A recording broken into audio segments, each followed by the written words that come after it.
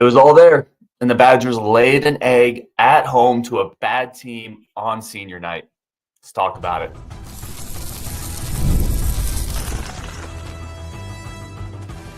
You are Locked On Badgers, your daily podcast on the Wisconsin Badgers. Part of the Locked On Podcast Network, your team every day. What is going on, Badger fans? Welcome to Locked On Badgers. Listen, good, bad, or indifferent, we are always here. The community is always here to talk about it. Today's episode brought to you by Nissan, the all-new 2025 Nissan Armada. Stay with us for the Armada team the week later in the episode. We got to talk about, listen, I mean, we got Rajiv here, we got me here. Obviously, we're talking about Wisconsin. It was all there. They had the double bye. Senior night, bro. Like, some of these guys deserve to go out on a high note, and they just laid an egg, dude. There's no other way around it. This is a bad Penn State team. This is a bad loss. All year long, we have talked about Wisconsin has not had any bad losses. This is a bad loss. No other way to say it. I can't right now. I just can't with this. This is like, I mean, I was looking at the senior class. Like, we've got such a great group of seniors that have meant a lot to this team, and this is how they leave. Last game of the season, bad loss, knocked out of the double bye, not officially yet, but pretty much. I mean, the tailspin sort of, it looks bad. Winter's potentially hurt. Max isn't back. Like, we scored 40 points in the first 15 minutes. We were up 40-27, and we basically scored nothing after that. I mean, it was absolutely one of the worst performances I've ever seen from this Badger team after the first 10 minutes of the game, where I thought, boy, we might win this game by 30. That's a joke. That's an absolute joke. I cannot believe that. This is the end of a season that really turned out to be a pretty good one, and this is how it ends. I don't even know what to say. I can't. I'm so incredibly upset by this. I mean, you guys know me. I'm a Believe guy. I'm the NCAA tournament is one of my favorite times of the year, and this is how we enter into it. Like, I mean, it's horrible, absolute horrific performance, just unacceptable on all accounts. You made Penn State look like a damn NBA team. It's absolutely unbelievable. I don't even know what to say, man. Isaiah Place. There's nothing good that comes from this game. Lose on senior day to the 17th team in the Big Ten. You heard it on the broadcast. Penn State's not even playing in the Big Ten tournament. They're getting ready for next year. Now, I will say this. You give them a hell of a lot of credit. Like, that team easily could have just already mailed it in, and they went down 10 points on the road with nothing to play for. I will always give teams credit when they deserve credit, but this was a Wisconsin loss, and they've been playing with their food for a little bit, Rajiv. We've been talking about it.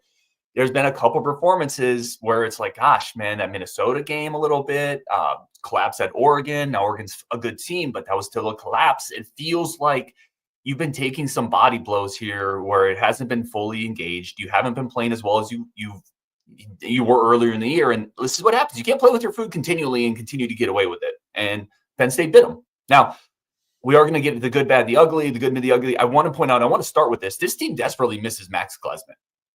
I think we all underestimated. The wheels have kind of come off. And some of that is he brings a level of swagger that you kind of need in these moments. Like, we're not playing well enough. Max will get in the paint. He'll pivot. He'll find somebody. Max will blow up a pick and roll, right? Like, and get an offensive foul. Max will also lengthen the bench, because what have we seen? We've seen no bench scoring now. The bench scoring's gone with Max out of the lineup because Kamari's in the starting lineup. You didn't get much from Gilmore or Janicki today. Amos played 7 minutes.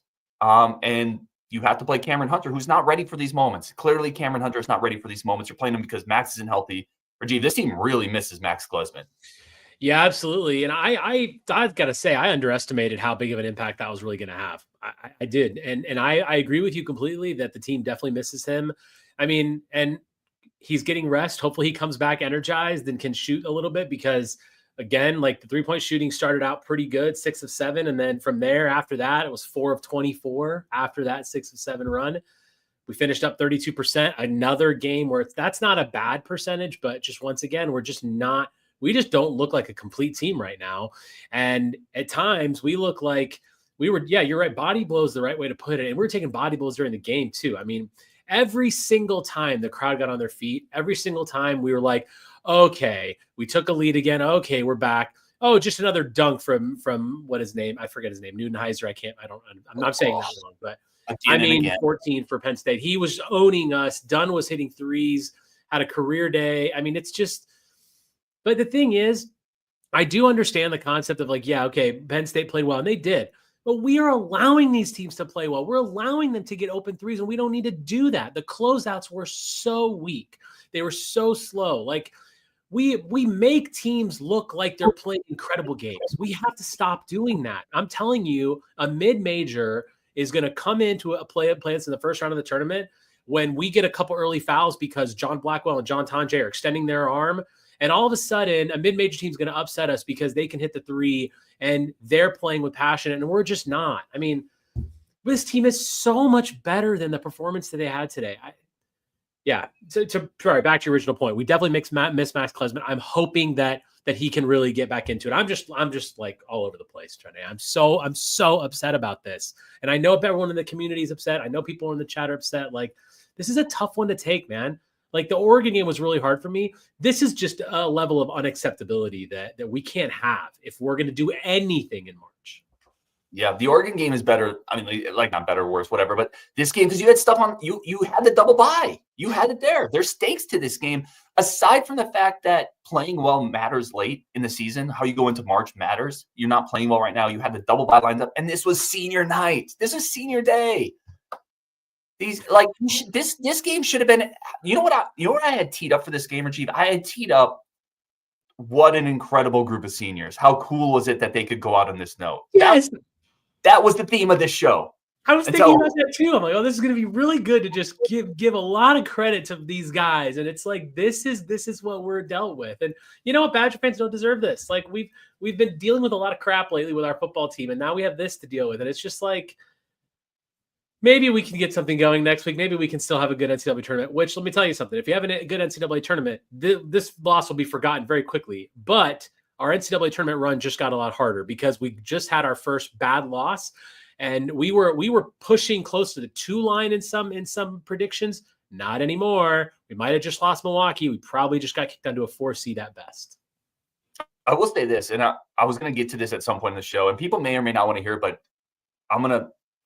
This loss was in the middle of the year and you finished differently. It's one game. I guess my point is one game where Penn State shot 57%. Some of that is absolutely on us, where we shot 32%. You're going to lose those games. There's a lot to play for yet. Like, I think Max gets back. Hopefully winter's healthy. We're going to talk about all that. I don't think I'm as apocalyptic as some people in the chat is where I would go. Like, this loss is brutal. This is a bad loss. There's no excuses for it. It's also still just 40 minutes of basketball in a bigger season where this is still going to be a 4 seed. Like, this is still going to be a really 6. We'll see how it all shakes up. Big Ten tournament still to come, et cetera, et cetera. This is going to be a highly seeded team that could still make a run because everything we've seen this year is still there. But this was just the worst of everything we've seen this year. So I would caution if people are, listen, I'm watching the chat, and as always, you guys are amazing. Keep it. There's no personal attacks in there, which is great. There's just frustration, which is deserved because we all give a crap about this team. I'm frustrated too. Because I've been talking about double bye for 3 weeks trying to figure out the tiebreakers for Jeev. And I haven't been able to figure it out, but it was given to us. So I'm frustrated and pissed too. But there is still a chance this is just a bad game in a weird stretch of basketball. Klesman gets back, and then his team resembles the team that we saw a couple weeks ago, which isn't that long ago. It's not. I know it seems like it, but it's not. Yeah, man. It's just, it's bad. I do want to get into that stuff, like the defense too. I think there's so much to break down. Should we start with the good? Should we at least say some good? Yeah, let's do the good. Let's start with the good. I'll kick it to you. To me, it's Stephen Crowell. And I know that people have differing opinions on Crowell, and that's fine. Have your opinion, disagree with me, no problem. But listen, Stephen Crowell is the only guy doing anything today. 19 points today, 8 of 15 from the field, efficient scoring, 4 rebounds, 3 assists. He did turn the ball over a couple of times. Yes, I know he missed a couple layups, but man, without Stephen Crowell, we get blown out by Penn State at home. I feel like he was playing confident early. He missed a couple shots, but they were good shots. They were like not bad. Yes, he missed a couple layups, but you're playing the guy that one of the best defenders in the paint in Fort. Is it Neuenheiser? I don't know how to say his name. He was defending really well. So there's that. But yeah, man, I thought Crowell played a great game, and I know it wasn't perfect. But if you look across our team today, who gave the best effort, who was the one that could be relied upon in the most important moments, it's Steven Crowell. He made a couple threes. He would 2 of 4 from 3. Yeah, I mean, absolutely my good was Crowell. I know some people disagree, and that's okay, but I don't know how you look at that game and don't think he played well. I'm going to agree. Like, Crowell he was 8 of 15 with 3 assists. That's the bulk of your efficient offense. You take that out of that. We shot poorly from the field with that. Without that, like, this offense doesn't have any wheels turning. It's just turning in the mud. So I know people are frustrated with Crowell. Some of that's interior defense. If you go back and watch, a lot of those interior defensive plays are when Crowell has been switched out because we're hedging and Carter Gilmore's on the big. That's not on Crowell, you guys. It's not. He's not guarding the dude. It's not him. He's on the perimeter because they switched on a hedge screen. Now, you could get on great guard. I feel like there were times we didn't need Crowell hedging like that. He should have been in the paint more. I think that would have mucked it up for Penn State. I do think there's some defensive adjustments we didn't make. Crowell was good today, guys. Like, I'm sorry. Like, I'm going to disagree with everybody in the chat. He was 8 of 15 with 3 assists. Yeah. Like, if that's not good, then the only center you want is Shaq. I'm sorry. Like, the Crowell hates, man. I disagree. All right, we got to take a quick break, though. We do have to come back with the mid and the ugly. There might be a couple comments there. And then big picture, where are we at on this team? That's coming up next on Locked On Badgers. But first, a quick break for our friends of the show.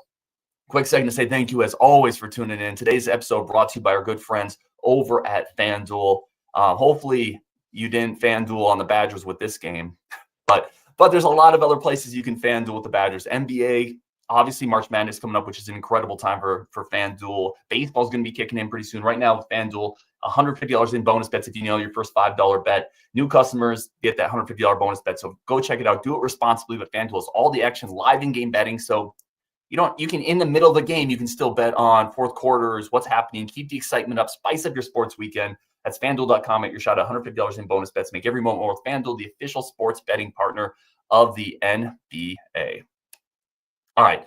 We're going to get to a bunch of your comments today, y'all. I promise you. And I see you. A lot of people disagree with me on Crowell, and that's totally cool. Like, that's what this is about. Like, my opinion isn't the correct opinion. It's just mine. So we're here for all the disagreements, always respectfully. Rajiv, I'm going to kick it to you, man. What's the mid? And then we have a lot of ugly to talk about. Yeah, I mean, I think my mid is John Blackwell, just because I feel like he did try to keep us in the game. He did shoot 3 of 6 from 3. He had 19 points. 6 of 15, not bad, but there were just, I mid because I think there were moments where John Blackwell, I'm like, yeah, this is the kind of John Blackwell we need. But then you would see stuff that he would turn the ball over, or he would take a bad shot, or he wouldn't have the awareness in the paint. And it's just kind of a back and forth with Blackwell. I almost didn't want to have the mid at all because I think I could put everything else in the ugly, but I'm going to put Blackwell up there because he did try to keep us in the game. And without him in the second half, again, who knows what we would never have had that opportunity to maybe be up 1. And I think it was like 67, 66 or something like that. And it was all downhill after that.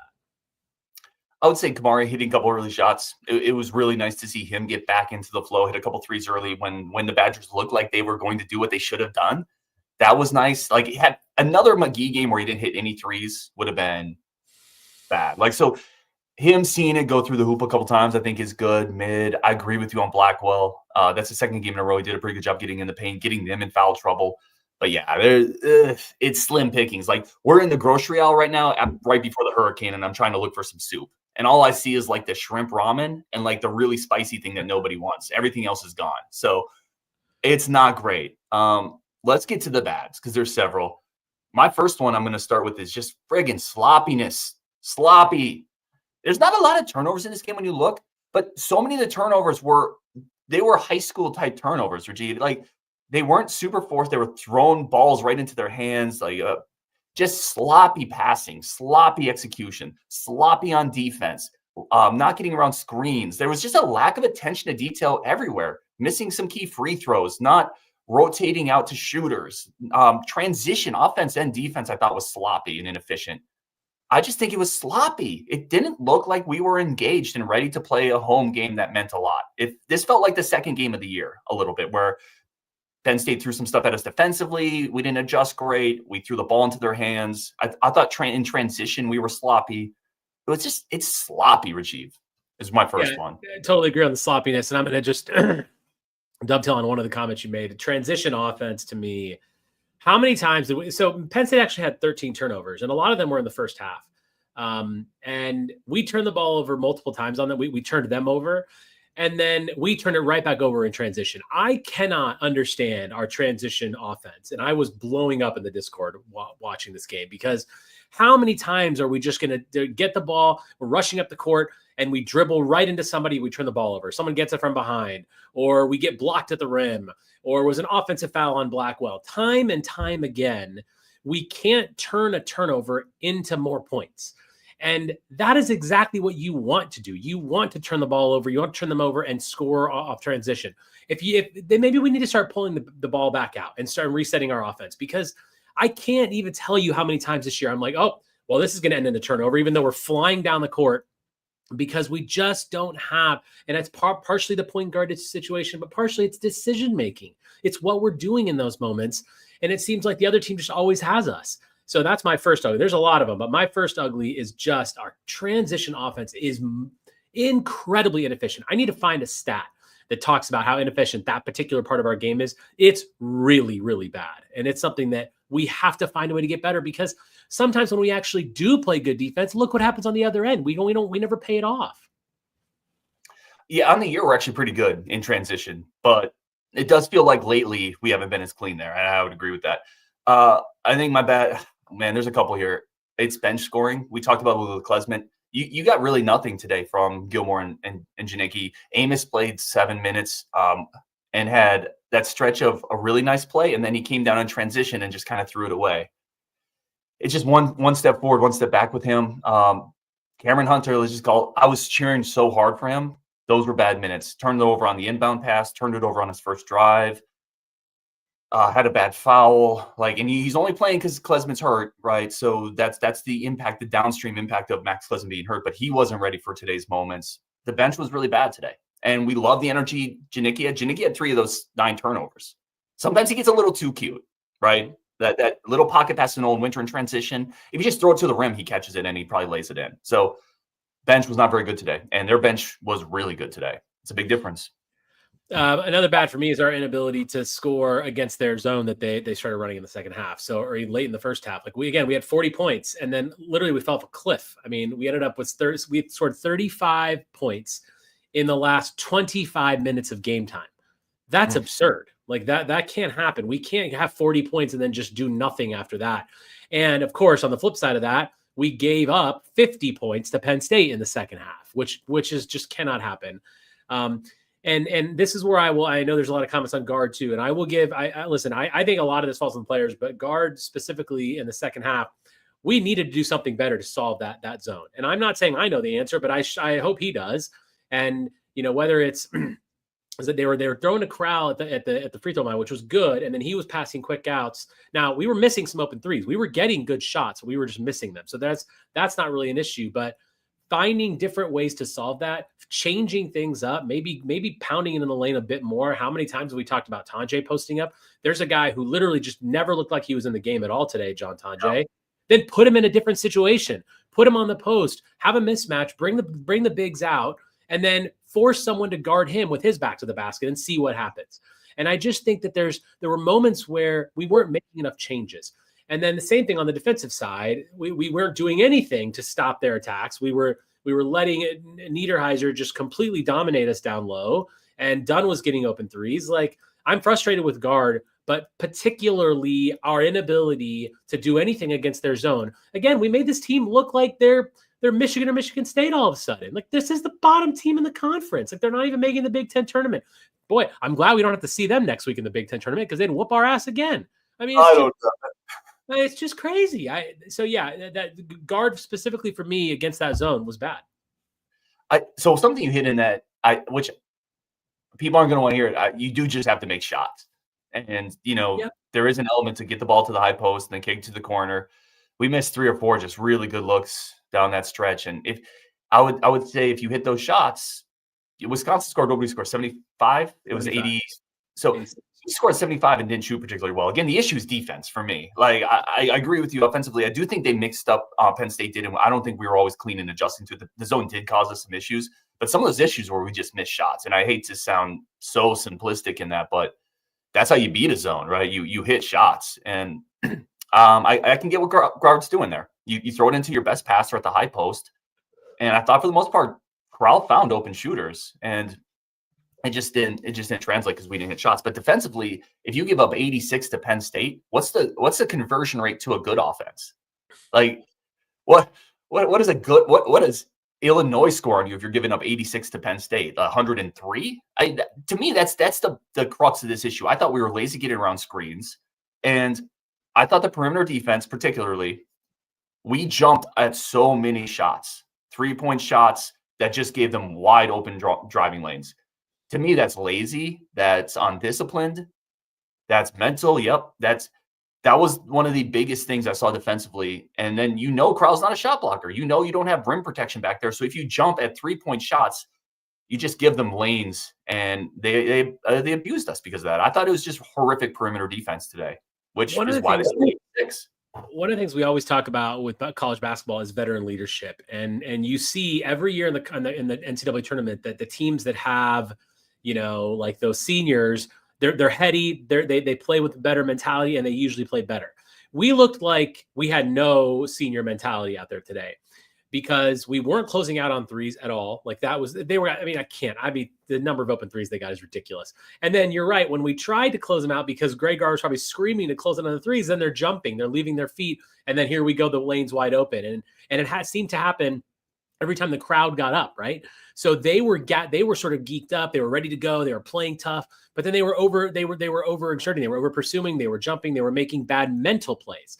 And that's the thing that's so frustrating. This team should not be making those kind of mental errors, because we're a better team. We're a veteran team. They're one of the worst teams in the conference, and we're one of the best. And it just didn't look like that today. And so the thing that's concerning to me is, like, what does this mean about our team? I know we're going to get into that in the next segment, but I'm really concerned about the fact that we shouldn't have those kind of mistakes. We should be the team that's playing more playing more deliberate. Like, we know what's going on. We know how to defend. I know we're not great defensively, but you can't make those kind of errors, because, again, you make a team like Penn State just look great, not closing out on 3. And then when we did, we made horrible mistakes. Timothy Baum, not a good time to be playing bad basketball. This doesn't get fixed in a week. Badge Borland says, Rajiv, one of us is going to have a really bad weekend after the game tomorrow. Buddy, it's going to be you, my friend. It's going to be you. Let's pause here. I want to come back, talk about Greg Gard. A bunch of comments about Greg Gard. Big picture now, is this a one-off, or is this something that we need to be much more concerned about? That's all coming up next. Again, we're going to get into all that, plus more of your comments. Rajiv, there's more stuff starred. I know we got like 20 or 30 comments already starred. We're going to try to get to a bunch of it. But let's take a quick break. Friends of the show, come back with how much of this is on Greg Gard. Coming up next, Locked On Badgers. First, a quick break for our incredible friends of the show over at Nissan. Nissan is all about the stats. And listen, I don't know if we want to get too much more into the stats of today's game, because the numbers don't lie. And when it comes to the all-new Nissan Armada PRO-4X, the numbers are at an MVP level with the ability to tow up to 8,500 pounds. That could probably even pull this offense out of the mud today. It can quite literally carry the whole team, plus the gear wherever you need to go. It's powered by the twin-turbo V6 engine, delivering the strength and performance to handle highways, back roads, everything in between, and with room to up to 8 people. The Armada PRO-4X is built for big crews, big adventures, even bigger memories, whether you're exploring off-road trails or rolling up to the arena. The Armada PRO-4X brings power, versatility, and style wherever you go. Take your adventures to new heights with the all-new Nissan Armada PRO-4X. Learn more at nissanusa.com. All right, let's get into this. Rajiv, let's start here with Greg Gard. A bunch of comments. We could put up 30 different versions of, basically, this is typical Greg Gard team. We're floundering towards the end. This is on Greg Gard on getting the team ready. Who's it on to make if a team's making mental mistakes late in the year? A bunch of Greg Gard. I'll kick it over to you to just start there. I mean, it's hard to argue. It's hard to argue that. I do. But I mean, I said that I do put a lot of that on Greg Gard, especially in the second half. Realist says, do we win another game? And I think it's a sentiment that you think about, because we're going to play the Big Ten tournament next week. We easily could lose our first game. Who knows? And then we could lose our NCAA tournament. I mean, it's that kind of a thing. Yeah, I mean, we talked about the slump last year in February. We had a much better February this year. But, tailing, it's not even so much the season as much as it is these games. Like, we have these games where we mentally just seem to shut off in the second half. Certainly we did that against Oregon. Certainly we did that tonight. And Yeah, I mean, I do put that on Gard, and I think that we have to make improvements. The thing is, it's hard for me to completely go in on Gard because we're a better team than we were last year, and that's because the players he brought in and because of the offensive changes that he's made. So I'm not in a like, oh, this is just a massive issue with Gard. I just think that we're in a bad stretch. We're playing poorly right now. He does need to correct it. We're going into the postseason now, and I don't think any Badger fan is ready to see another first round exit. I will lose my mind if we lose in the first round again. So we have to clean this up. But he's had a very up and down year. To me, he's not a coach of the year kind of candidate. Like, he's definitely had his moments of good and has definitely had his moments of bad. But he has to show it now. Like I've said last year, he needs to prove it in the tournament. He does need to prove it in the tournament. And I don't want to see a first round exit. Otherwise, I'm going to have a very different opinion of him, depending on how the game goes or what happens. But yeah, I'm very mixed on Gard because I do think there were a lot of improvements this year, which have to be recognized. But at the same time, these mental mistakes, the way that we're playing, the way that we attack zones, like there are some issues that he needs to solve, and he is not absolved of blame. I tend to look at this a little more big picture, I think. I try not to get too wrapped up into the moment, win or loss. Gard has been great this year, full stop. This game included. He's been great. We're probably going to be a 4 seed. This was picked to be the 12th team in the conference. We talked before the year, and the question was, are we going to make the tournament? That was our question. Mm-hmm. By the way, I said we would. So did Rajiv. Yep. So we're crushing that. Like, don't go off the deep end on one game. And even I would even push back a little bit. And again, this is me talking. I'm not telling you what to do. I'm telling you where my mind is. This idea of the February swoon, we're 6-3 in our last 9. Yep. With one of those losses on the road to Michigan State, collapse to Oregon, but Oregon's a good team. And this clunker, there's one bad loss. This is not, people are saying that happened again. This is not last year. Last year was a swoon. Last year was the ship sinking. You were 6-3 in your last 9 with wins against Purdue, Illinois, Iowa, Indiana. I'm not trying to minimize this, guys. I'm not. This loss was really bad. I think we're going too far if we're trying to draw parallels to last year, and we're going too far if we're trying to say what a disaster. Should he be on the hot seat? No, absolutely not. You're never going to be on the hot seat if you put back-to-back years of a 4 seed and a 5 seed together. Does he have to win in March? Yeah, he does. This could just be a little speed bump on what has been, by any metric, a very good season. And I don't want to lose sight of that. Yeah, and it's fair. And I think that's the thing that's tough is that obviously, we do these reaction shows right after the game, right? We're very emotional. I came on here telling you how upset I was. And that's I think fair. That like when you look at the fact that we're 13-7, we take a step back, we're 13-7. We finished the season 13-7. I'm telling you what, right now, we would have taken that to start the season. All of us would. I mean, man, I can't see everyone in the chat, but I know I would have taken 13-7. And I said I was calling us for us to be 14-6. That's where I predicted us to be, especially after the beginning of the season when we got it, before we started the Big Ten season. That's what I'd said. And it's not bad. I mean, 13-7 is a good record. We're finishing in the top 5 in the conference. That's good. But I think that now that we've made that improvement, we do need to take the next step. We do need to see what happens now. I don't care about the Big Ten tournament. What I don't want is our seeding to get more hurt. So now we're going to have to play the first round game. We need to win that game. Our second round game, this is not finalized yet, but probably going to be against Purdue. That's going to be a very difficult game to play in Indianapolis against Purdue. We beat them last year. Probably not going to do that again this year. And I'll be okay with that because at the end of the day, like it gives us a little more rest. Hopefully we can get Klesman and Winter healthy. In the end, we're 13-7. That's a good finish. We finished the season okay. You said it earlier, and I think you hit the nail on the head. Had this game been in the middle of the season and we ended the season at Minnesota, we would have been like, oh, that's fine, right? It's the emotions of seeing senior night like this, which is always going to drag down, certainly mine, it's going to drag down that opinion. And, like I'm going to do, a show tomorrow, obviously with Justin, and I'm probably going to have a much more measured take on it because it's hard. It's hard to watch this and see senior night and see like, the fans, it's tough, man. Like it's really tough. And then you instantly get into all the worst case scenarios. But when you take a step back, we're okay. We just need to show it in March. Yeah, no, and that's really well said too. Like this loss is unacceptable. Make no mistake. Me trying to maybe big picture it, and maybe that's how I compartmentalize things, right? We all deal with this stuff differently. And it's different when you cover it every day too. I'll just tell you that as a fan. It's different when you get up and talk about it every day. I can't have a heart attack over every loss because I would be 350 pounds right now. My cholesterol is already it's not bad. Listen, I'm doing okay for myself, but That's maybe how I compartmentalize it. But make no mistake, like Badger and Bournemouth put up here, Ryan is always voice of reason, well stated, but today was unacceptable. I agree. There's no part of today that's acceptable. Make no mistake, this is a bad loss. You can't play like this. I just think maybe it's more of a one-off. But Will Hannah says, well, all due respect, Ryan, you say the same thing after every loss. Losses like this are not okay. I say the same thing after every loss because we've won 23 games and we've lost 7. I think that's my point. And Will's awesome. And he's not wrong. I probably do say this after every loss, but I didn't say it after last year's tournament loss. I didn't say it after last year's Michigan loss or some of those slumping games. It's different when you're 23-7. Like you are allowed to drop a bad game. I don't know. I know I'm rambling, Rasheed. No, I'm I think that's what's hard, right? It's like when you see, because one of the badges of honor that I think we had this year is that we didn't have a bad loss.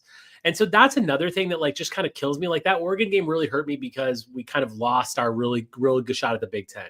And this one hurts me because this is like that. We had such a strong resume. Like when you look at the 4 or 5 Big Ten teams that are ranked, right? We have one of the better resumes, not necessarily because we're the best team in that group, but because we never had that bad loss. And that really bothers me because like that's one of those badges of honor that we got to wear. And now we don't get that. And I think that will affect our seeding, which upsets me even more because how good your seeding is theoretically gives you a better chance to get to the Sweet 16, better chance to potentially advance. Now we're going to have tougher opponents. Now we're going to have to play on Wednesday of the Big Ten tournament or Thursday, whatever day we start. That's what really frustrates me the most. It's like this loss, yes, it's one game in a 23-7 season. You're right. But also it affects us really negatively for the postseason because now we have to play an extra game in the Big Ten tournament. Now we're probably not going to be seated as high.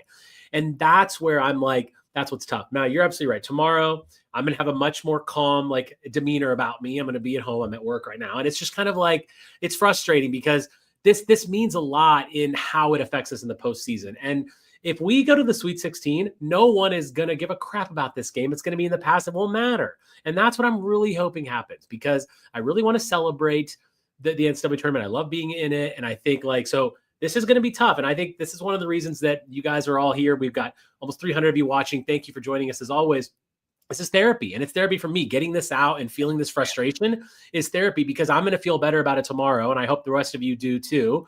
And it's just, but like, I think you're right in the end, like, you know, it's how we recover from this, right? So if we take this exact mentality and the way we play today in the second half, and we take that into next week's game against likely Minnesota or someone like that, and if we lose that game, then it's going to really put us in a bad mood. But if we can recover from this, if we can win a game, maybe 2 in the Big Ten tournament, get into the NCAA tournament, it's a 4 seed, play in Milwaukee, get to the Sweet 16, this loss will mean nothing. It will mean nothing. And that's what we have to do.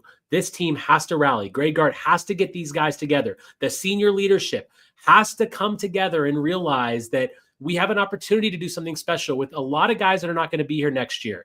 And I really want that to happen for this team, for the seniors, for the fans, for everyone. Like, we really just need that. Yeah, that's really well said. I think the point you hit on is like big picture. This really does impact the team with not getting the double bye. Team that I think needs rest. And now you're not going to get the double bye. It impacts seeding. This, like, all that's true because you're right. All this is predicated on if you make a run in March, nobody's going to care. Absolutely nobody's going to care about this game if you make a run in March. But making a run in March is a hell of a lot easier when you're more rested and you have a better seed. And this impacts those directly. So David says, I'm just numb to this feeling of slumping into the Big Ten tournament. Losing 3 out of 5 in the Big Ten tournament isn't good. Yeah, there's no argument that this is good. And that's definitely, maybe it sounds like I'm doing that. That's definitely not the argument I'm making. Like, I had a whole different show teed up today and we had family over watching. It sucks. It sucks to lose this type of game. Reggie, we are starting to wrap this here. We're going a little long, but there's one other thing I absolutely want to talk about. And then if there's any other comments that you really wanted to get into or anything else, I think we got to talk about John Tonje. It's been a couple games now. I don't know, man. I'll say this. This team is going to struggle if your best offensive player isn't scoring well, if your best offensive player isn't getting in the paint, if he's not doing what he's done all year. If you get a good John Tonje game, you just win today, right? It's as simple as that. And then we spend this post game talking about Tonje with another good game. This team just knows how to win. You're not going to win if you don't get good John Tonje games, and he's in a bit of a slump right now. 2 of 13 from the field. He did get to the free throw line a decent amount. Took 8 free throws, made 7 of them. That was good. Our free throw shooting was very strong today. except a couple misses here and there. But yeah, I mean, this team goes with Tonje, right? I mean, we've said it, we're going to say it once again. The entire regular season now has passed without John Tonje and John Blackwell together having a great game, which I'm hoping happens in March. And yeah, we rely on him a lot. I think that there are times where I wish he would be a little bit more aggressive. He takes that first dribble. He obviously people try to defend his right side. They try to cut him off on the right. They don't want it. They don't give him the baseline, which he always likes to take. And I do want there to be a bit more, multiplicity to what we see from him. But again, I do think there's a little bit of upset for me from Gard not posting him up and changing the way that he's dealt with. There are times where I see that, I know this is kind of how the offense is set up, but Blackwell brings it up, passes it over to Winter, and then Tonje just heads over to the corner and kind of hangs there like opposite McGee, and like he needs to be a bit more involved at times. But he did take 13 shots and he only made 2 of them. Like I don't really know. I mean, I feel like he is slumping, but we're going to need him. And the only way this team wins, as you called it, is for him to play better. I want to give him more different types of looks and get him involved in different ways. And I think that's where some of the strategy has to come in with Tonje, is to find ways to get him more involved. Like him getting the foul line was great. That obviously helped us today. Like he still scored 13 points. That's still not bad, but we're going to have to find different ways to get him to get him open, to create plays for him, create space for him, because it's frustrating to see this. And he looked like he was a bit lost today. Yeah. And I agree with you. It's something we talked about a lot. This offense is free flowing. You don't want to put too much structure into it, because then I think you kind of shortchange a lot of what has made it successful. But if your best player is struggling, you got to just dial some ISO look, right? Get him the ball in the paint on a paint ISO or something. Get him going. Get him to the hoop with something a little easier, and then the other stuff gets better. We always talk about with Klesmit, right? Hit a couple shots in the paint, and then it opens everything else up. I do want to ask, how worried are we now? So let's get to this Bo Dragon one. He said, when you're shooting bad, you have to manufacture the inside game, which crowd was good today. People don't want to hear it. They should have gone to him more. Should have gone to him more. Like I think that there could have been, and then they did double at times, which is fine. And like he made passes out of it. But I do think that like our first bucket of the second half was him doing that exact thing, by the way. The same thing he did in the first half, which was owning Niederhauser, whatever. I'm sorry, I keep butchering his name. But I'm going to say 14. But it's, and I think that, yeah, so like we definitely needed to go to him a bit more. Scale of 1 to 10. We'll maybe wrap up here, and then Rajiv, if you had any other last comments. How worried are we, scale of 1 to 10, 10 being this is nuclear, 1 being little pothole? Taking a step back, I do feel like I'm pretty much at like a 5 right now overall, which I know doesn't match the way that I've been on this show, which has been aggressive, but I think 5 is kind of where I'm at, because again, we have had a very good season. When we shoot the 3 well, which we've on a bit of a difficult slump right now, we can beat a lot of teams. We still have weapons all over the floor. And so, but overall, I would say probably a 5 right now. That can change quickly depending on our first game of the Big Ten tournament and see how we play. I know a lot of people in the comments are much higher. That's fair. I totally get it. I'm also very much choosing to be optimistic because it's the only way I can be right now after this game, now that I've got all my anger out.